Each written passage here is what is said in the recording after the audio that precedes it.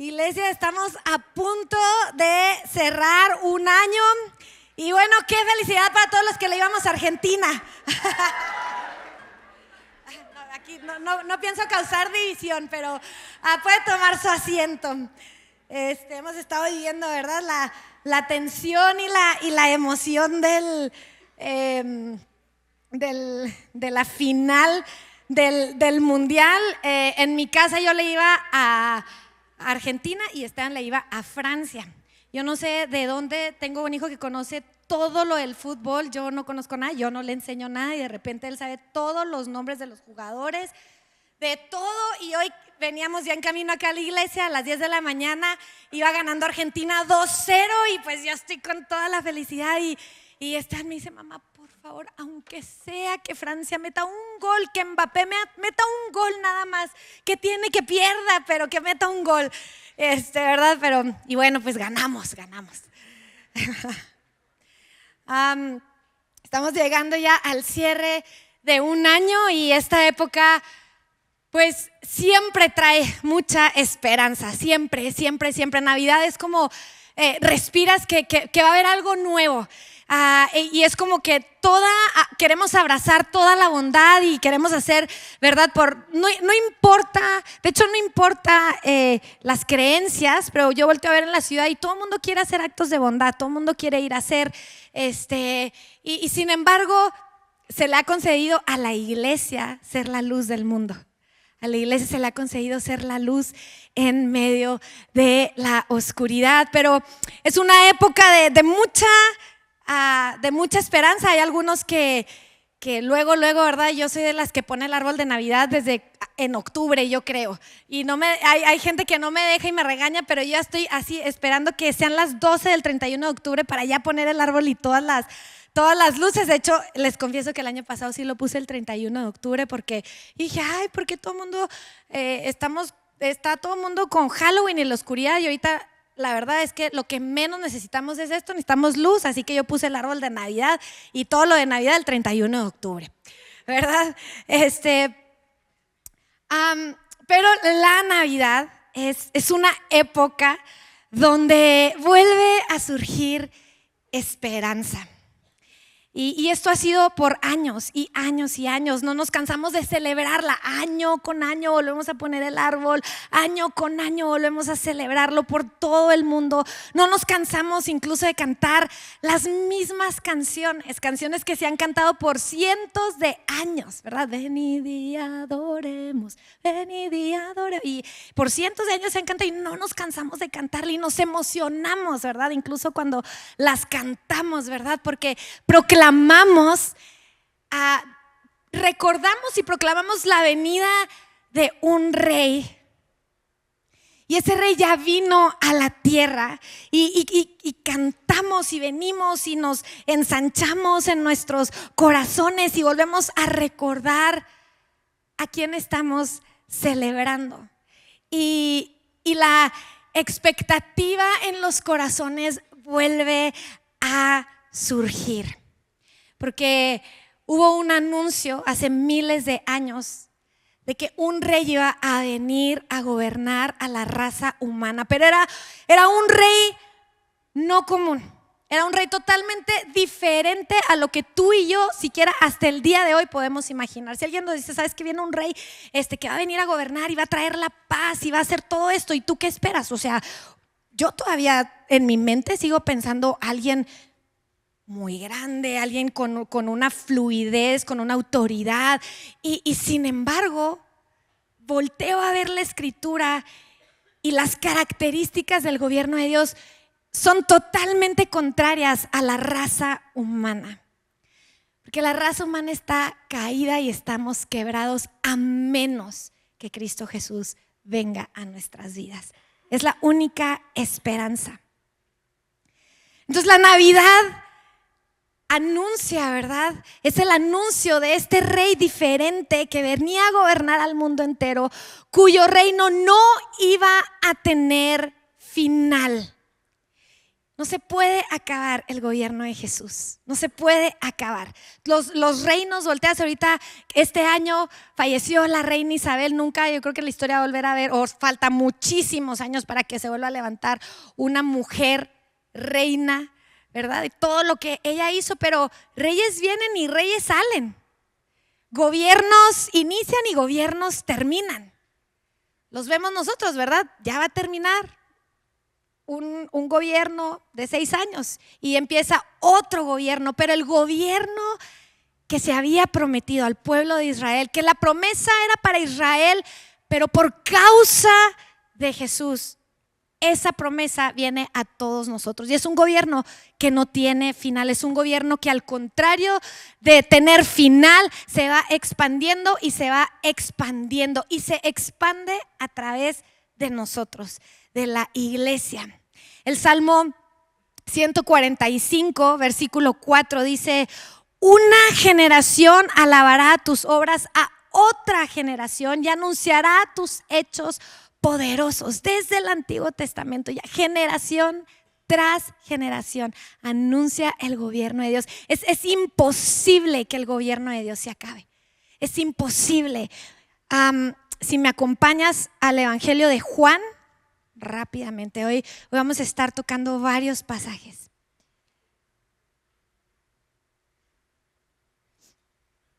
Y es un pasaje muy conocido, el inicio del Evangelio de Juan, que de hecho es un Génesis. El Evangelio de Juan es un Génesis, y Génesis son nuevos comienzos. Y Génesis 1 pone la base de todo y dice: en el principio, versículo 1, era el verbo, era la acción de Dios, era la palabra. Y dice: y el verbo era con Dios y el verbo era Dios. Y este era en el principio con Dios. Antes del principio, antes de que el tiempo existiera, antes de que los límites fueran establecidos, antes de que fuera establecido el reloj de arena, antes de todo esto, Dios es. Lo creas o no lo creas, Dios es. Y Juan inicia así: este era en el principio. Y dice: y todas las cosas por Él fueron hechas. Todo lo que nosotros alcanzamos a ver, conocemos y no conocemos, las criaturas descubiertas y las que aún están por descubrirse, el rincón más lejano en el universo, todo, lo pequeño, lo diminuto, las moléculas, las células que sostienen unidos nuestros cuerpos, las grandes montañas, la Sierra Madre, ¿verdad? Los Alpes, todo, dice, fue creado. Dice: nada de lo que ha sido fue hecho sin Él. Sin Él, lo voy a leer, nada de lo que ha sido hecho fue hecho. Y luego dice versículo 4: en Él estaba la vida, y la vida era la luz de los hombres, y la luz en las tinieblas resplandece, y las tinieblas no prevalecieron contra ella. Y Juan nos pone la base de todo.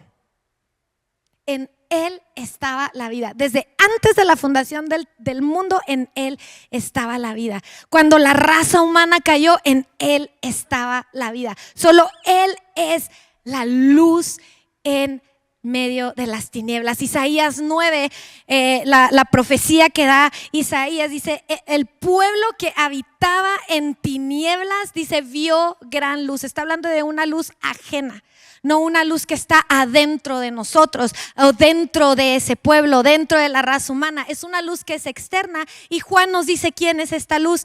En Él estaba la vida. Él es la luz de los hombres. Y dice: y las tinieblas no prevalecen contra ella. No hay oscuridad que pueda prevalecer contra la luz que hay en Cristo Jesús. Nada, ni la más densa oscuridad, ni el pecado más grande. No hay nada, absolutamente nada que pueda opacar la luz. Y lo vemos aún físicamente. Si en este momento nosotros apagamos la luz en este lugar, si me ayudan apagando las luces. y vaya que no vamos a lograr una oscuridad total, pero aún así en medio de la oscuridad, vamos todo.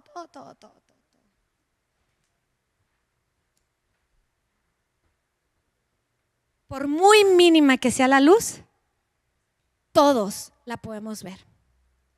No hay nada que pueda prevalecer contra la luz que hay en Cristo Jesús, contra la luz del Evangelio, contra la luz de las buenas noticias. Puede el mundo estar absorbido en pecado, puede estar el mundo absorbido en malas noticias, en tragedias, pero cuando Jesús es levantado,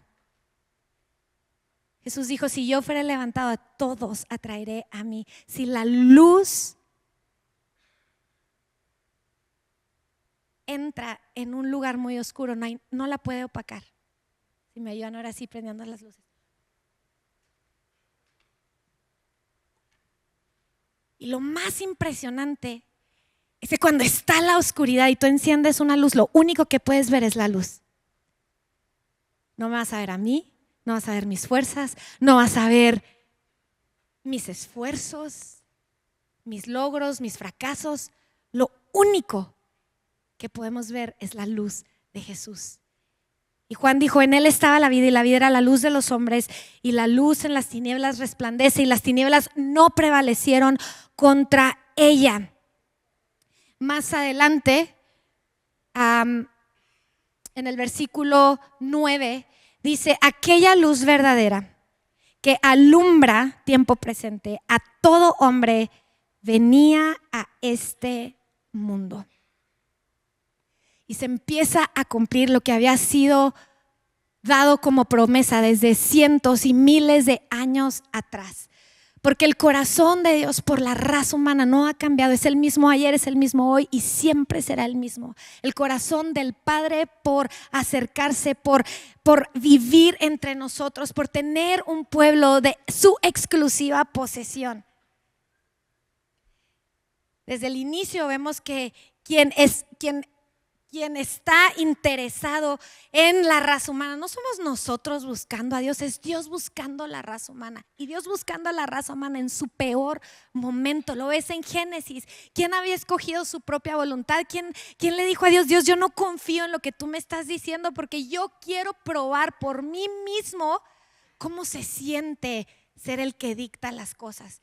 Y toman del fruto que les prohíben ¿verdad? Y conocemos la historia, ven que están desnudos y lo primero que el ser humano hace cuando peca es esconderse.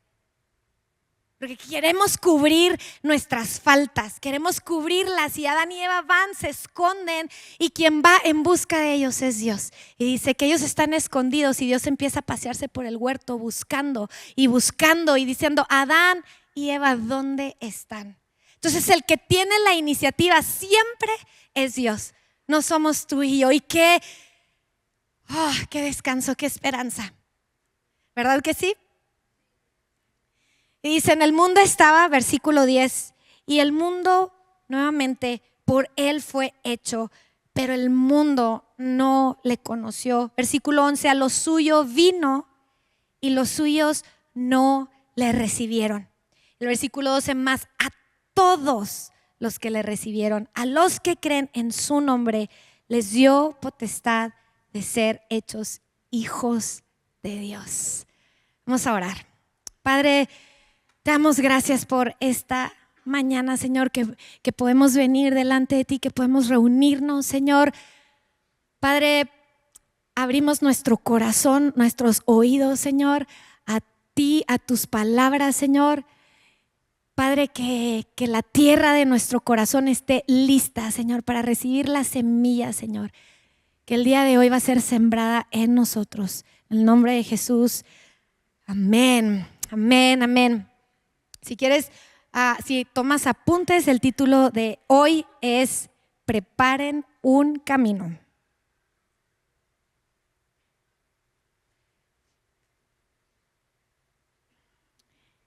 Y vuelvo a leer Juan, versículo 12, dice, mas a todos los que le recibieron, a los que creen en su nombre, les dio potestad de ser hechos hijos de Dios. En la Escritura, cuando empiezas a ver todo lo que sucedió en los preparativos para la llegada del Rey Jesús, tienes que entender que habían pasado 400 años desde la última vez que se había dado una profecía, desde la última vez que Dios había hablado en su pueblo de Israel. Ahora, si tú te pones a pensar, 400 años es mucho tiempo. 400 años son mínimo 5 generaciones. 5 generaciones donde no hay voz de Dios. 5 generaciones. La primera generación le platicó a la siguiente generación, la siguiente a la siguiente. Y yo no sé si ya había ciertos corazones que ya habían sido enfriados. Y sin embargo, habían otros que estaban con expectativa, con una esperanza, aferrados a las promesas que habían sido dadas desde hacía 400 años. Y lo empiezas a ver, ¿verdad? Empiezas a ver cuando Dios interrumpe el silencio de 400 años en la vida de Zacarías, en la vida de Elizabeth. Zacarías era un sacerdote que se estaba preparando y ese año le tocó a él hacer el servicio, ¿verdad? Pero todos los sacerdotes pasados, a ninguno Dios les había hablado. 400 años ejerciendo o haciendo la misma dinámica, la misma tarea y nada. Hasta que uno, con un corazón, y lo describe Lucas como una pareja temerosa de Dios. Yo quisiera que cuando yo ya no esté, que puedan voltear y decir, ellos como pareja, Rebeca y Herbert, eran hombres y mujeres temerosas de Dios. ¿Verdad? A veces estamos tan afanados en la vida. Yo quiero ser conocida como alguien que conoce, que teme a Dios. Y así estaban Zacarías y Elizabeth. Y hasta cierto punto, ¿verdad? Conocemos la historia, había esta cierta desesperanza. Y Dios interviene no para concederles el deseo de tener un hijo, sino para abrir el paso porque venía este Rey. Y de repente el silencio se empieza a romper de todas las maneras, por un lado y luego por otro y luego por otro, y no de las maneras que nosotros esperábamos o que el pueblo de Israel esperaba. Se le empieza a parecer a una adolescente pobre. Se le empieza a aparecer en sueños a un joven del linaje de David, a José de Arimatea, y se le empieza a revelar a él. Y luego empieza con pastores y así por todos lados el cielo empieza a hablar y hablar y hablar y hablar y hablar y a revelar que ya estaba a punto de venir, que ya había nacido en otros, ¿verdad? En los pastores. Y luego ves por otro lado, ¿verdad? Ya pasando el tiempo, ya Jesús había nacido. Y luego por otro lado están estos astrólogos, estos magos de Oriente. Se cree que, eran de tierras muy lejanas, dice la Escritura, ¿verdad? Muy lejanas, alrededor de unos 2,000 kilómetros de Jerusalén. Gente ajena a las promesas de Israel, gente que no conocía la ley de Dios. Gente que adoraba estrellas. Y ellos en su búsqueda, en su adoración en estas estrellas, se aparece una estrella singular, única. Leí algo que me encantó porque dice este autor, dice, de repente los dioses a los que adoraban estas personas se estaban convirtiendo en esclavos de Jesús para anunciar su venida. Es que el que gobierna, iglesia, no son las circunstancias, no somos nosotros, el que gobierna es Cristo Jesús. Y yo quiero preguntarte, ¿cómo está tu corazón? ¿Está en expectativa de decir, Señor, gobierna mi vida? Primera de Pedro, si me acompañas rápido, Segunda de Pedro, capítulo 1, versículo 3 dice, con su poder divino Jesús nos da todo lo que necesitamos para dedicar nuestra vida a Dios. Todo lo tenemos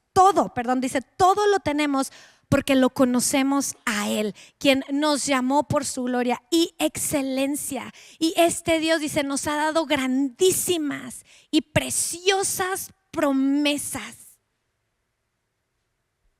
Las promesas de que la promesa del Espíritu Santo, la promesa de Él transformar nuestro corazón de piedra y transformarlo en un corazón de carne, que de repente de no tener acceso a Dios puede tener acceso a Dios, de no oír su voz, de no tener la capacidad de comprender las Escrituras. De repente hay una promesa en Jesús de poder comprender las Escrituras, de poder conocerlo, de poder tener acceso a todo lo que necesitamos para vivir una vida dedicada a Dios. Y todo ha sido dado en Cristo Jesús.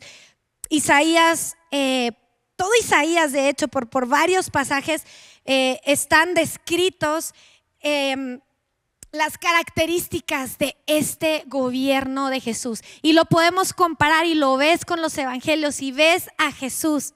Incluso Juan dijo más en el capítulo que empezamos a leer, al final dice: nadie ha visto a Dios, nadie le vio jamás, pero Jesús es quien lo ha dado a conocer. Y vemos y nos vamos para atrás, y parece que los estoy reburujando, pero aguántenme poquito y adéntrense conmigo en estos pasajes.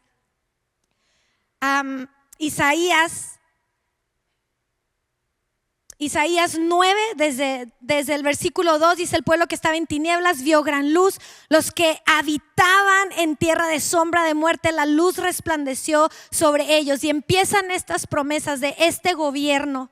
Ahora quiero decirte que estas promesas ya están cumplidas, y ahora esta es la esperanza a la que nosotros podemos voltear y decir: esto ya se cumplió, yo tengo acceso a esta luz.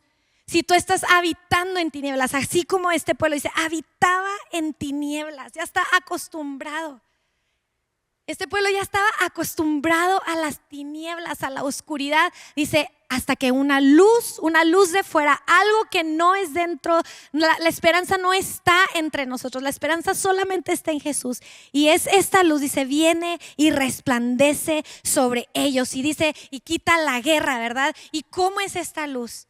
¿Cómo es esta luz? ¿Quién es? Pero si te quedas leyendo este pasaje en Isaías, pues dices, qué impresionante, ¿verdad? Quita la guerra, quema las ropas ensuciadas en sangre. Pero ¿cómo? ¿O por qué? Y el versículo 6 nos da la respuesta: porque un niño nos es nacido, porque un hijo se nos ha dado. Y luego empieza a describir este gobierno al cual tenemos acceso el día de hoy en nuestras vidas. Dice, se llamará su nombre Admirable Consejero, un Dios fuerte, un Padre eterno, un Príncipe de paz. Dice, la grandeza de su gobierno y la paz no tendrán límite. Y se sentará sobre el trono de David y sobre su reino, disponiéndolo y confirmándolo en juicio y en justicia, desde ahora y para siempre. ¿Y quién hará todo esto? El celo de Dios, el amor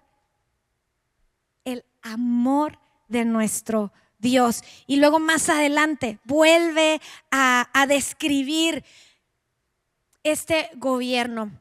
Capítulo 11, versículo 2, desde el 1 dice: va a salir una vara del tronco de Isaí y un vástago retoñará de sus raíces. Está hablando de Jesús. Él es el tronco de Isaí, Él es el vástago. Dice, y va a reposar sobre él el espíritu del Señor, el espíritu de sabiduría, el espíritu de inteligencia, el espíritu de consejo y de poder. Y de repente la raza humana, y en este caso el pueblo de Israel, tiene la esperanza de que hay algo diferente, de que hay un gobierno distinto. Y no solo es un gobierno distinto, es un gobierno que afecta nuestras vidas. Si tú te pones bajo un gobierno, tú empiezas a operar en la misma dimensión de quien está gobernando. Entonces cuando leo estos pasajes, yo estoy pensando, no solo está esta promesa de este rey, está la promesa de yo acceder al mismo espíritu que hay sobre este rey. espíritu de inteligencia, espíritu de sabiduría, espíritu de consejo, espíritu de poder, espíritu de conocimiento y de temor de Dios. En otra versión dice, se le dará la capacidad de adorarme. Versículo 3 dice, lo quiero leer de otra versión. Dice, Él se deleitará en obedecer al Señor. Ahora recuerda, esta misma promesa sobre este rey, nosotros tenemos acceso a operar de la misma manera.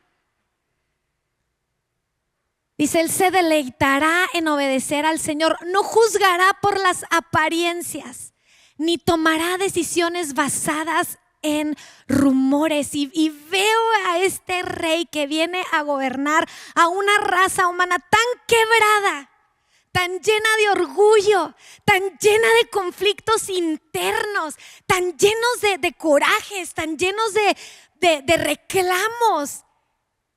Y está la promesa eterna, la promesa de un rey que puede venir a gobernar esos corazones, los peores corazones, mi corazón. Y está la promesa de que este rey no viene a gobernar con vara, no viene a gobernar con juicio, viene a hablar solo lo que su padre le permite hablar. Dice,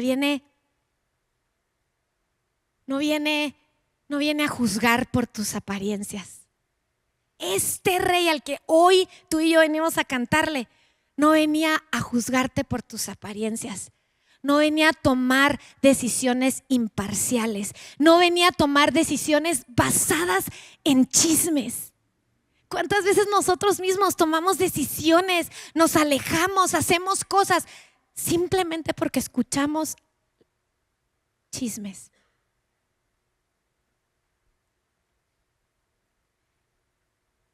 Y pensamos, por cuanto nosotros operamos así, pensamos que Dios va a ser así con nosotros.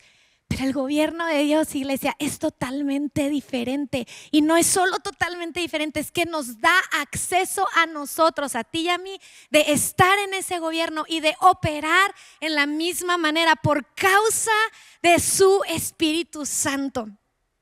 Dice versículo 4, nuevamente describiendo, ¿verdad? Dice, hará justicia a los pobres y tomará decisiones imparciales con los que son explotados. La tierra temblará con la fuerza de su palabra y bastará un soplo de su boca para destruir la maldad. Llevará la justicia como cinturón y la verdad como ropa interior. Este gobierno, este reino, tú y yo tenemos acceso a él. La Navidad no la estamos celebrando nada más porque, qué padre, ¿verdad? Los aguinaldos. O ya voy a ver a mi familia que hace mucho que no veo. La Navidad va mucho más allá. La Navidad es una proclamación de la esperanza, es una proclamación del Evangelio, de las buenas noticias, que tú y yo podemos ser gobernados por un rey que es totalmente contrario a nuestras maneras de operar, que podemos ser llenos del Espíritu que opera en Cristo Jesús, que podemos ser parte de este gobierno que no tiene fin y nos hace una luz junto con él.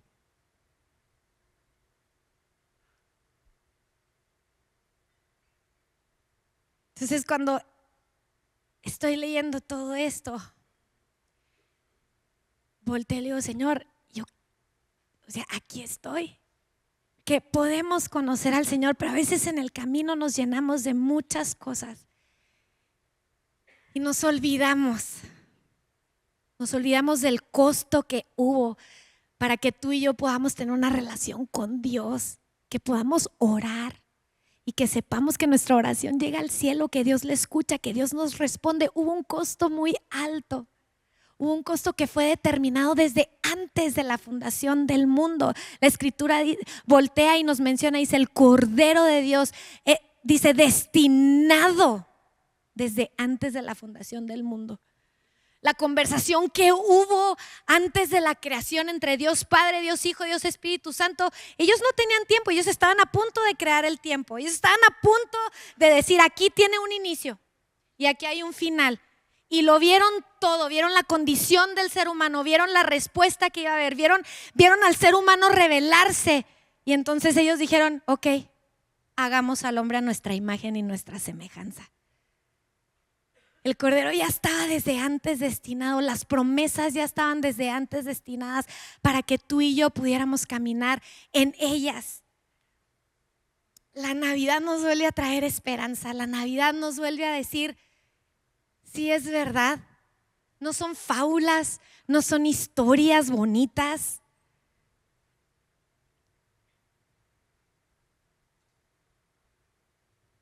No es Santo Claus trayéndonos regalos, es el Dios creador del universo regalando a su Hijo de la manera más humillante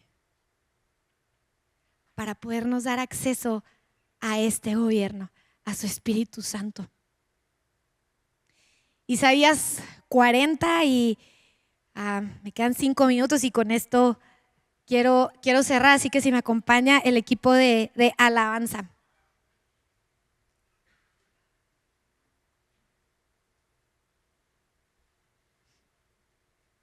Así que en esta Navidad yo quiero invitarte a que preparemos un camino a Dios. Estaba leyendo Isaías 40. Todo este tiempo he estado, pues me tocó leer Isaías y me tocó preparar algunas cosas de estudiar los evangelios y de verdad estoy que por dentro estoy con un santo temor, de verdad, estoy y con un hambre por ver a Dios. Isaías 40 es el cambio en el profeta Isaías de todo el juicio y de repente empieza a haber una esperanza. Versículo 3 dice, Isaías anunció, preparen para Dios un camino en el desierto. Y cuando estás leyendo esto y estás leyendo los evangelios y estás leyendo el cumplimiento de las promesas de este gobierno y veo esta palabra de Dios, dice, porque es de Dios, las profecías son palabras de Dios. Esto no era Isaías, esto no era la imaginación de un hombre, estas son las palabras de Dios al pueblo de Israel. Les dice, preparen un camino para Dios en el desierto. ¿Qué te está diciendo? Es que sí iba a venir Dios. Es que no iba a preparar un camino por el cual nadie iba a transitar. Es que se está preparando un camino que va a ser usado. ¿Y por quién quieres que sea usado ese camino? Porque todos nosotros le estamos preparando un camino a alguien. Se lo estamos preparando a nuestro orgullo, se lo estamos preparando a nuestras ganancias, se lo estamos preparando a, qué sé yo, a nuestros planes. Pero la Escritura en Isaías le habla al pueblo de Israel y dice, preparen un camino ¿para quién? Para Dios. Y mi invitación esta tarde es que tú y yo le preparemos un camino para Dios sabiendo que se nos han dado ciertísimas, dice Pedro, y grandísimas y preciosas promesas. No se nos han dado promesas irreales, se nos ha dado la promesa de ser partícipes del gobierno de Cristo Jesús. Se nos ha dado la promesa de darnos la llenura del Espíritu Santo. Se nos ha dado la promesa de que va a haber un día donde Cristo Jesús va a volver por su iglesia. ¿Y cómo estamos viviendo? ¿Preparando este camino para Dios? Y luego dice, preparen un camino para Dios en el desierto. ¿No es un camino preparado en el lugar más hermoso? El pueblo de Israel estaba bajo presión. Ahí dice, prepárenle un camino para Dios. ¿Cómo? Donde todo valle es alzado. Toda tu autolástima la alzas. Toda tu tristeza la dejas a un lado. ¿Por qué? Pues sí tengo esta tristeza, sí estoy en el desierto, sí estoy, pero es que Dios dijo que ahí viene y yo voy a preparar un camino. Pero es que Dios prometió, es que Jesús prometió que a todos los que pidieran su Espíritu Santo, a Él se los daría. Es que Él nos ha dado grandísimas promesas. Entonces me siento así, bueno, yo no quiero nada de eso, porque estoy preparando un camino para el Rey de Reyes, para aquel que se hizo hombre, para aquel que rompió todas las estructuras humanas, todos los espejismos del cielo que había en la tierra. Lo vino a romper, y lo vino a romper de la manera más humilde. Lo vino, dice, y se humilló siendo obediente, y obediente hasta la muerte. Por esa obediencia, por ese sacrificio, tú y yo tenemos acceso a esas promesas. Así que preparemos un camino para el Señor. Preparemos. Todo valle se ha alzado, todo monte se ha bajado, todo orgullo se baje. Aplaste el orgullo, pierde las peleas, pierde tus tener razones. ¿De qué nos sirve tener la razón? De nada. ¿De qué me sirve ganar la batalla si pierdo la batalla con el Señor? Preparemos un camino para el Señor. Todo lo torcido sea enderezado, porque hay uno que viene a gobernar, donde lo que no ves es verdad, donde su ropa interior es verdad, donde la fidelidad va por delante. Preparen un camino. Preparen para Dios un camino en el desierto. Rellenen todos los valles y conviertan en llanura todas las regiones montañosas. Y entonces Dios mostrará su poder y lo verá la humanidad entera, porque Dios así lo ha dicho.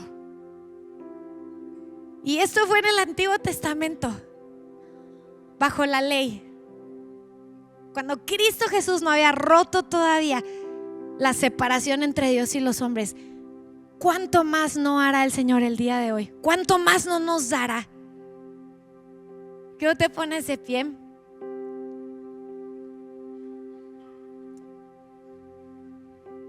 Y en esta época de tantas cosas que nos pueden abrumar,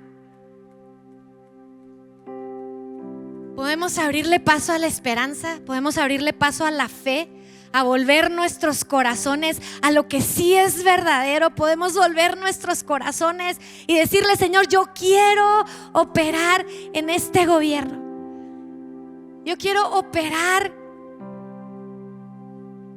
yo quiero ser parte de este reino. Yo no quiero estar en el mío, yo no quiero estar en el de Parral, en el de México, o aún si me ofrecen el que me ofrezcan, sea donde esté. Yo quiero el gobierno de Dios, yo quiero ser parte de eso, yo quiero tener acceso a las promesas que me han sido dadas en Cristo Jesús para poder vivir una vida que es para Él.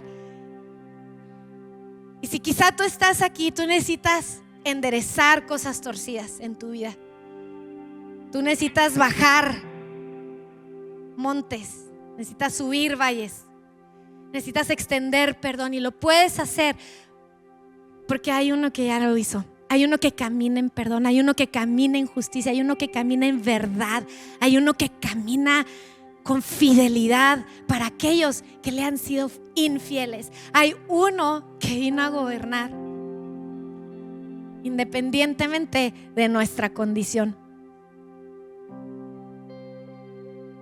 y nos vino a servir, y no escogió un castillo, escogió un comedero de animales. Hoy en la mañana oraba y le decía: Señor, que no se me olvide, que no vuelva común, que no vuelva común esta historia, que no se vuelva ordinaria que no se vuelva conocido, que sea real cada día de mi vida. La razón por la que le sirvo, la razón por la que puedo amarle, porque la Escritura dice que podemos amarle porque Él nos amó primero. Esa es la razón que ahorita que cantamos, ¿verdad? Todas las generaciones van a tener ahora esperanza por causa de uno que se humilló tomando forma de siervo, que nos trae esperanza día con día, que nos recuerda año con año, haya sido la fecha o no haya sido la fecha, año con año nos recuerda que hay un rey vino a transformar la historia de la raza humana. Los que creen y no creen, de todas maneras vivimos bajo un antes de Cristo y después de Cristo.